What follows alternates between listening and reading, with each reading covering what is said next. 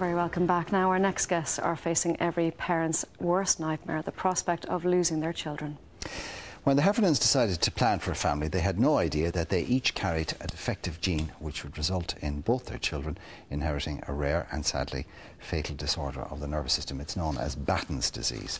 Mary and Tony Heffernan join us now, and you're both very welcome to the programme. Good morning to you both.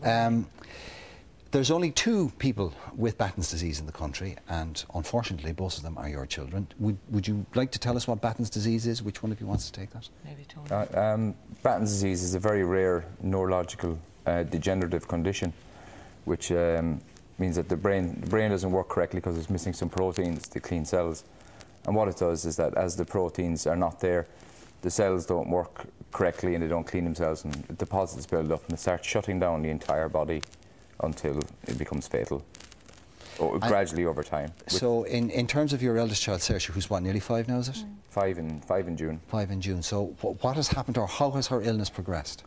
Well, it's progressed quite rapidly. Saoirse, only January last year, she had her first seizure, which was put down to epilepsy until up to September. Because it actually doesn't manifest itself until they're about 3 or 4, is that right? Yeah, they've got latent infantile Battens disease, yeah. So the only thing at the start is speech delay, but like that's a very common thing. It wouldn't make you think, God, there's something majorly wrong with your child, you know. So apart from that, she was perfectly healthy, normal.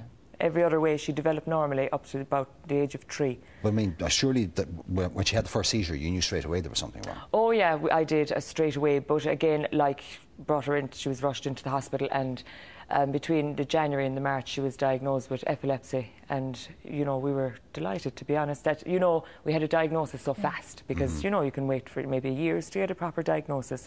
Was she having so many seizures per day that you actually lost count of them? That's correct. When she was in the hospital then down in Kerry, she'd have over 200 seizures every day, but like they'd stop counting then at 200 because there was no point in counting further than 200. And Tony, Saoirse did get very, very ill. I mean, you almost lost her.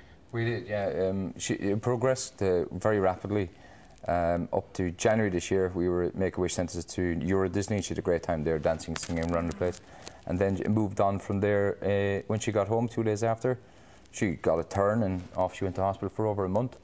And then she ended up being tube-fed, lost most of her mobility, you know, walking unaided. And she doesn't swallow much anymore. She can sip a bit of water, that's about it. But they were talking about turning the machines off. I mean, it got that bad. Well, it got that bad. We were told that, you know, she got this brain stem seizure, and they were quite strong. And they put her into a coma-like state, and she was unresponsive. That happened more than once, and then they said, you know, there might be some tough decisions to make here. Yeah, we were asked, did we want her to be resuscitated if the need came? And then when she pulled out of that, she had one extremely bad night where she was in a coma, kind of a like state, and responding to nothing for 4 hours. And then when she pulled out of that the next day, the doctor just called us aside and he said, you know, realistically with Saoirse, like, there is a possibility that she, as he put it, that she could go to sleep tonight and wake up in heaven. That's, you know. Did you think you were going to lose her? Oh, absolutely. You did. That one night, that just one particular night, I really felt that it had come. When did you have the diagnosis of Battens confirmed? Because obviously it's very rare. Yeah. So there wouldn't be a huge amount of expertise on it in this country. No. Well, for Saoirse, it was like that. The epilepsy, as we thought, was uncontrollable, and she eventually went to Temple Street in September and had a series of tests. And on the 25th of September, then last year, we were told that she had Battens disease. And then we pushed forward to get Liam tested, even though we really felt that he did not have it at all, because he was a completely different ball game. You know, much more. You know, just more outgoing, more of a, not that she wasn't outgoing, but he just was, you know, there wasn't the little niggly things that we felt with Saoirse. But we insisted on getting him tested, and unfortunately on the 2nd of March just passed, he was confirmed to have the same disease. How do you deal with that, Mary? I mean, you've got one child, Saoirse, who clung on to life because she's a great, brave little girl. We know she loves her horses and her motorbikes, and she's a wonderful girl. Oh, she's a star. But she's being diagnosed, and then her brother as well. Yeah, well, I suppose when she was diagnosed, it was the hope of Liam. You know, we said, we'll give Saoirse the best life possible, hopefully get her to America, but, you know, but we have to stay positive for Liam, because he's the hope. He's, you know, he'll still be there after Saoirse, you know. And then you're just given this blow, and it really, you know, you have a few days where just, I don't know what went on, to be honest, and then you just pick yourself up and say, no, You know, these are our children, and nobody is going to take them from us without fighting to the bitter, bitter end. They're fantastic children. I wouldn't change a hair in their head. They are magnificent. Yeah. And who knows? Nobody knows, but, you know, they And you are fighting. This is what this is all about, Tony. Yeah, I mean, after Saoirse was diagnosed, we went looking for possible treatments, cures, trials, and we found hope in New York for Saoirse then and got her registered immediately. And we started with a charity because we knew we'd have to fundraise to get there. So that was one of the big steps. And then when Liam got diagnosed, that's just put an extra bit of urgency on it. To get there, but at least we had the contacts. We've had the emails going back and forth since last year. So you're hoping both Saoirse and Liam will take part in clinical trials? Yeah, right. We do indeed. Liam is an ideal candidate, isn't he? Because he is so well. He's so perfect. Yeah, he's 22 months old, so he's a bit young, but you know the trial is starting later this year, going to next year. But in terms of the development of Battens, you have a year or two, maybe 18 months before the first major symptoms start to emerge. He should mimic Saoirse more or less, so we'd expect to get to another 2 years. Anyway, good year and a half before we'd be, you know, in trouble. So, Mary, tell us what Saoirse's like at the moment, because she's not here, unfortunately, because she's so sick we couldn't bring her here. Saoirse is, well, she makes us laugh every day. I mean, she's obviously not a running around and all that kind of child, but she has to be tube fed. She's 24-hour care, but she gets up every day. We bring her downstairs. She goes out. She loves, like you say, horses. We have great neighbours. They've got horses just up the road from us. We bring her up to see the horses. She's quite minimal vision, though, doesn't she? Oh, she has only 30% sight, but she's very now. And is that diminishing? It is. Very rapidly. I mean, if she wasn't to get the treatment, you know, for the trial, that would diminish completely. So she's a very good possibility, even if things work out well, that she will be sort of I suppose that would be legally blind, effectively. Is time ticking by? Are you kind of...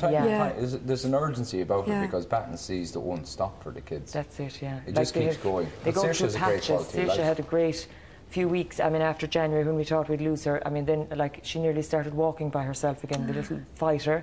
And then the last couple of weeks, you know, she's had a few patchy moments where she had a few seizures, but nothing major that we couldn't control at home because she is on so much medication, you know. And now they're, yesterday again, great form, sitting up, laughing and bossing us around and all that. People, you know? She has a great quality. She's a good quality life, better than a lot of people already in the country, you know. So your employers have been, I believe, very good in the sense of that you have compassionate leave, so you can be at home and help. This isn't going to be over today or tomorrow. This is going to take you months. Even with a positive outcome. So in terms of raising money, I heard figures of, is it $500,000 per child? Is it $1 million you're looking for? Yeah, $500,000 per child. It's about €800,000, $1 million US dollars to get the two of them onto the trials. And how can people donate? I know you've set up a foundation. Yeah, we've set up the charity. We have the addresses of the banks and the accounts on the website. And also they can donate directly online or postal, anything. It's all. Got the details on screen now. Fundraising events. We have a lot of fundraising events now, which our neighbours and people in Cork and Kerry and Kildare, some in Dublin as well. You know, it's slowly starting to gain momentum, but we have to get it. You hope if you get the money to be in New York, if both are accepted, when? What's the time? Later this year. Later this year, early into because time is of the essence. Yeah. The really awful thing about apart from the prospect of losing your child, and as a parent I can't imagine what that would be like to deal with. I would be a basket case even thinking about it, let alone dealing with the reality of it. But as parents, you couldn't contemplate having any more children because both of you have the defective gene. It's 1 in 3 chance that if we had another sibling that they'd have it as well, and that's too big a risk. That's a decision we took even when Saoirse was diagnosed, before we knew Liam. But we wanted just the two. Well, we kind of planned for just the 2 kids, to bring the 2 kids to school, bring them to football. We don't have that chance unless we get the funds in, you know. We won't get them to school runs or anything like that without it. Okay, guys, we wish you all... Will you stay in touch with us and let us know how you go? We will indeed. You know, we'd love to find out how they both go. And we wish them all the best. Say that there's mad men down in Kerry, the Delaney brothers, and they're going backing 2 tractors around the rig of Kerry for us on the 16th of May. And I just think they're so mad, they deserve a plug. You've had great support at home, haven't you? The local community and our friends have Makes been all the fabulous. difference. Guys, we wish you all the best in the world. Thank you very much. Stay in touch with us. We will take a break now and see you back here in a few minutes' time.